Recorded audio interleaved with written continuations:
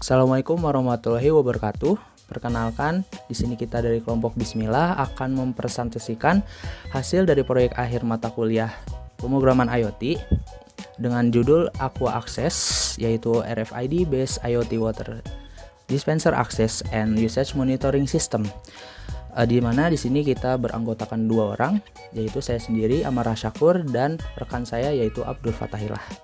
Next, di sini kita akan menjelaskan program background dari proyek kita, di mana STT Terpadu Nurul Fikri itu bisa dibilang kekurangan layanan fasilitas umum. Salah satunya adalah layanan air minum gratis. Nah, ini bisa meningkatkan atau mendukung ekosistem yang lebih baik. Namun, jika diimplementasikan pasti akan menimbulkan beberapa masalah yang baru. Nah, diantaranya adalah penggunaan yang belum dipreparasi, lalu penggunaan yang tidak terkontrol, lalu air yang tidak diketahui availability-nya dan juga kesediaannya. Next, di sini oleh karena itu kita akan mengimplementasikan IoT pada solusi tersebut, di mana IoT ini akan membuat semuanya lebih mudah.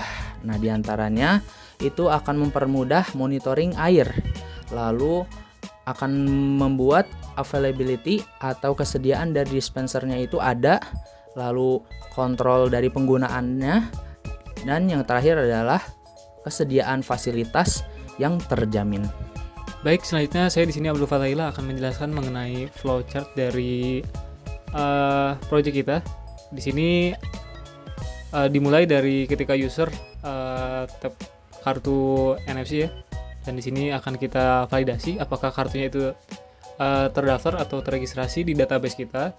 Jika misalkan kartunya tidak terdaftar, maka lampu merah akan menyala dan project langsung berhenti. Namun jika kartunya itu terdaftar, ada di database kita, maka lampu biru ya, di implementasinya lampu biru, di sini kan lampu hijau, tapi kita ganti jadi lampu warna biru, itu akan menyala. Dan botol sensor itu siap digunakan. Jadi ketika user nanti dia memegang si botol atau si gelasnya itu mengenai sensor. Nah, di sini akan divalidasi jika sudah masuk ke area, kita setnya 5 cm dari si sensornya. Nah, itu akan masuk dan valve-nya akan menyala atau si pompanya itu akan menyala. Dan jika tidak, kita akan menunggu 5 detik. Jika misalkan tidak ada botol yang terdeteksi, maka akan time out dan aplikasi berhenti. Namun apabila katakanlah user sudah menyiapkan botolnya dan pompa menyala, lalu di sini ada proses pengisian air. Nah, jika user mengangkat botolnya itu menjauh, nah itu nanti aplikasinya akan otomatis stop ya pompanya, dan jika belum maka akan balik lagi ke proses pengisian. Dan jika sudah aplikasi berhenti, namun di belakang situ dia nanti akan mengirim data ke API. Tuh, ngirim data ke backend, dan di situ di backend nanti akan kita kalkulasi dari penggunaannya berdasarkan dari volume, lalu disebarkan atau dikirimkan ke UI berupa penggunaan historinya, lalu update dari si dispensernya sendiri, dan data siap digunakan di bagian front end. Selesai bagian flowchart, selanjutnya adalah dari wiring. Nah, di sini bisa kita lihat ada beberapa modul ya, modul RFID, modul ultrasonic 2. Ini khusus di bagian ultrasonic kita menggunakan voltage divider, menggunakan resistor ya. Nah, di sini penggunaannya itu karena dari si ESP32 ini dia tidak support yang menerima 5 volt. Maka dari itu kita perlu menurunkan tegangan dari 5 volt ke 3,3 volt. Nah, itu kita menggunakan resistor ya, teman-teman. Next adalah untuk wiring dari output LED-nya. Nah, bisa kita lihat di sini. Dan untuk bagian jalur dari si pompanya itu sendiri. Oke, nah ini kita jelaskan bagaimana si project ini bisa bekerja, teman-teman. Nah, di sini sebelumnya sudah kita lihat kita menggunakan ESP32. Lalu ada 2 sensor ultrasonik, yang mana penggunaannya itu yang satu adalah untuk membaca daripada volume si galonnya itu sendiri, dan yang kedua adalah membaca apakah botol sudah sesuai dengan tempat yang kita sediakan. Next adalah modul RFID. Nah, di sini ada modul RFID-nya ya. Kita menggunakan RC522 dan juga tadi ada penggunaan dari si LED sebagai indikator dan juga ada valve atau pompa. Nah, gitu. Next adalah bagian arsitekturnya. Nah, di sini untuk sensor seperti yang sudah saya jelaskan tadi, dari arsitekturnya itu diawali dari sensor ya, teman-teman. Di sini ada RC522 dan juga dari sensor HC-nya, teman-teman. Lalu dia masuk ke microcontroller. Nah, ini ada ESP32. Dari microcontroller dikirim melalui API, dikirim data ke backend. Nah, di backend nanti akan mengolah, dia simpan ke database-nya sendiri. Kita di sini menggunakan Firebase. Untuk backend tadi menggunakan Express.js dan itu nanti di-deploy ke Vercel ya. Dan juga untuk pengolahan datanya dari backend nanti dikirim ke front end ya. Dan juga dari front end itu nanti bisa dibalikin lagi ke backend. Nah, di front end ini kita menggunakan React Native deploy di Expogo. Oke, selanjutnya adalah demo daripada aplikasi. Oke teman-teman, ini adalah project dari IoT kita yang sudah kita buat. Nah, di sini ada sensor pendeteksi sensor ultrasonik ini buat deteksi di sini di bagian deteksi dari botol ya. Dan di bawah sini dia ada sensor buat deteksi volume daripada galonnya itu sendiri. Nah, di bagian bawah sini. Lalu di bagian atas ini ada modul RFID. Dia nanti buat scan kartu NFC-nya ya. Dan di bagian sini, nah ini ada bagian modul dari pompanya sendiri, teman-teman. Nah, ini sesuai dengan wiring yang sudah kita buat. Di sini ada pinnya.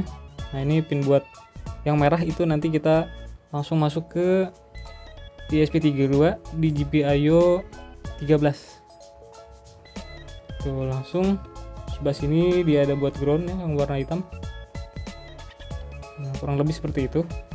Sebelum kita mulai demo project IoT-nya, kita akan kenalan dulu nih terkait software yang kita develop di aplikasi kita, di project kita.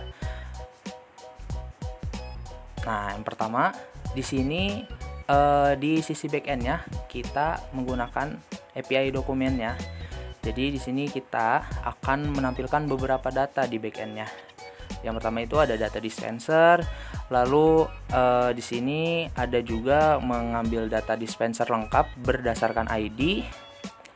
Nah, di sini datanya. Nah, selanjutnya yang kita gunakan di sini adalah data user. Nah, data user ini yang digunakan untuk validasi kartu RFID di projectnya. Nah, yaitu di bagian API yang get user all.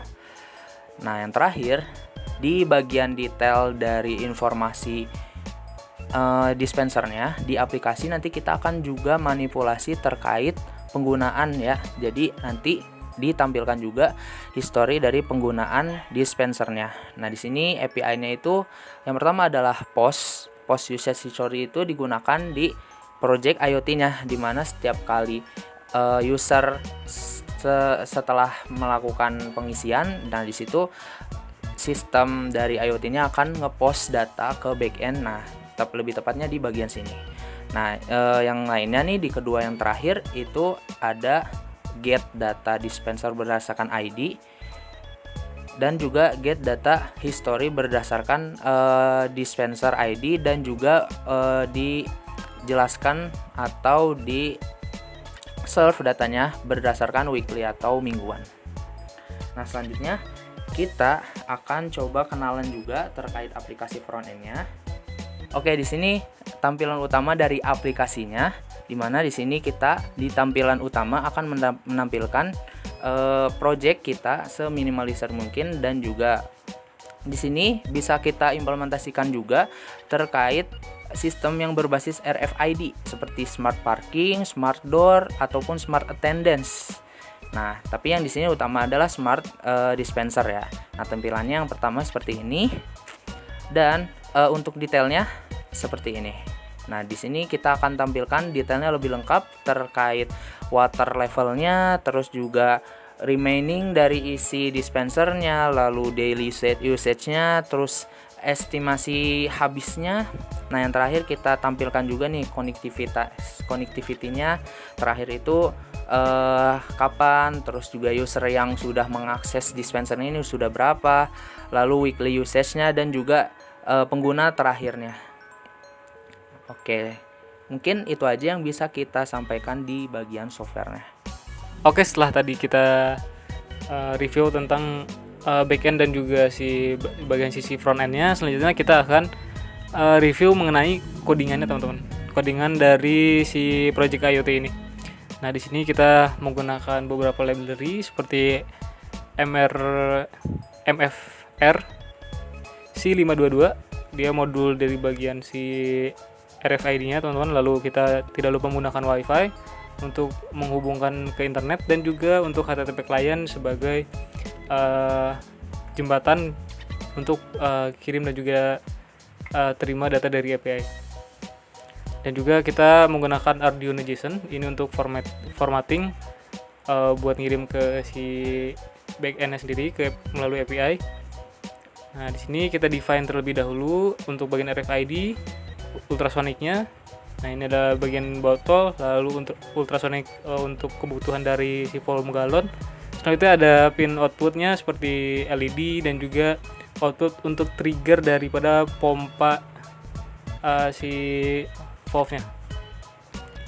Lalu kita define juga untuk jarak minimal dari si galon, jarak minimal dari si botol. Lalu tinggi galonnya berapa, lalu untuk pompa press time gitu, karena cara kerja dari valve ini sebenarnya dia ditekan on, ditekan lagi off, maka kita kasih durasi agar tidak terlalu lama menekan, ya kurang lebih di 200 milisecond. Selanjutnya untuk define wifi-nya, dan ini untuk endpoint dari API-nya sendiri. Ada beberapa variabel, lalu variabel data user ini nanti buat kita ngirim ke backend.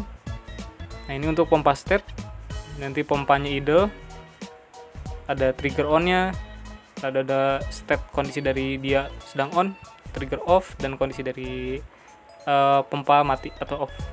Selanjutnya adalah untuk bagian deklarasi daripada fungsinya sendiri. Nah, ini ada beberapa fungsi untuk fungsi baca jarak, baca volume, lampu LED, update pompa.